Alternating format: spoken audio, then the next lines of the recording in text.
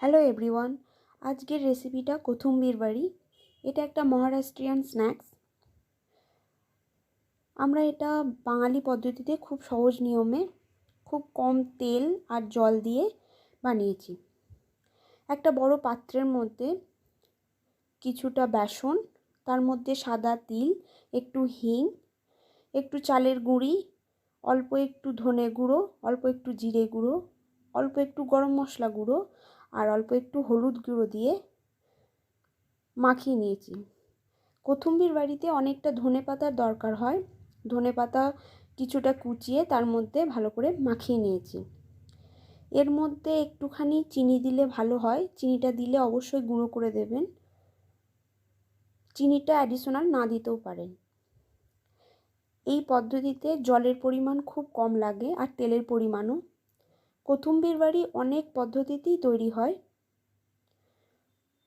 অন্য পদ্ধতিতে যদি আপনাদের মনে হয় দেখতে চান তো অবশ্যই কমেন্টে জানাবেন, আমি রেসিপিটা আপনাদের দেখিয়ে দেব।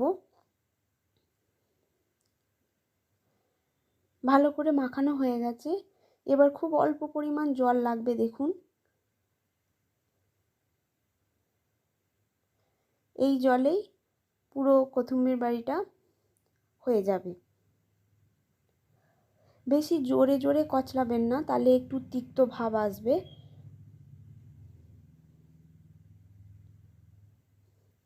লুচি আর রুটি তৈরির সময় যেরকম ডো তৈরি করি আমরা, এটা সেরকম ডো মতো তৈরি হবে। অন্য পদ্ধতিতেও এটা হয় ব্যাটার তৈরি করে, কিন্তু আমরা এটা এইভাবেই করছি। খুব কম তেল আর জল লাগবে এটাতে। ভালো করে তেল মাখিয়ে 15 মিনিটের জন্য এটা ঢাকা দিয়ে রেখে দেব। তারপর যেটাতে কোথুম্বির বাড়ি বানাবো সেই পাত্রটা রেডি করে নেব।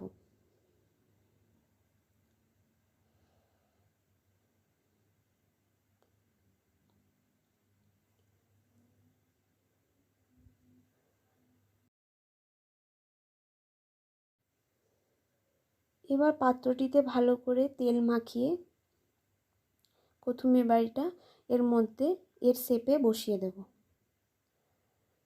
গোটাটা একটু তেল মাখিয়ে নেবেন। যখন কোথুম্বির বাড়িটা ওঠাতে যাবে তখন খুব সহজেই উঠে যাবে। পাত্রের মধ্যে ভালো করে চাড়িয়ে নেব।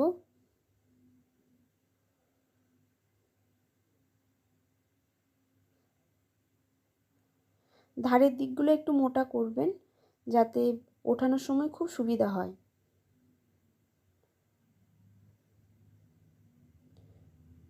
এই পদ্ধতিতে খেলে সত্যি খুব সুস্বাদু লাগে। অন্য পদ্ধতিতেও খুব সুস্বাদু থাকে, তবে এতে তেলের পরিমাণ খুব কম লাগে।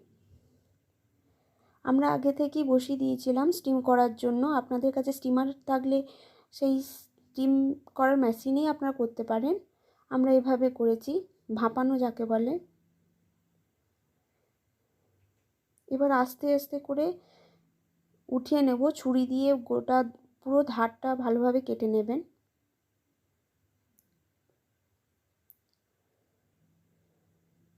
এইভাবে পাত্রটাকে উল্টে দেখবেন খুব সহজেই ছেড়ে যাবে।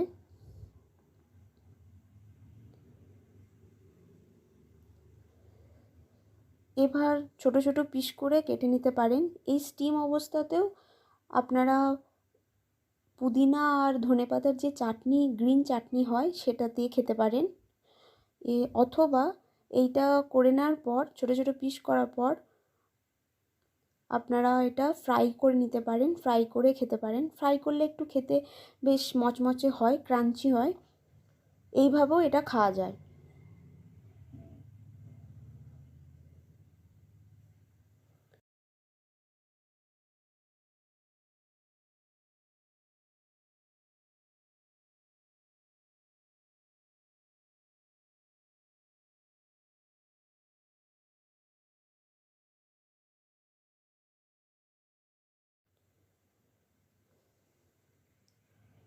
এটা আমরা অল্প ডিপ ফ্রাই করে নিচ্ছি। দেখুন, আমাদের কোথুম্বির বাড়ি রেডি। ভীষণ ক্রাঞ্চি খেতে হয়েছিল। এভাবে আপনারা ঘরে ট্রাই করতে পারেন। ভিডিওটি ভালো লাগলে অবশ্যই লাইক করবেন আর চ্যানেলটিকে সাবস্ক্রাইব করবেন।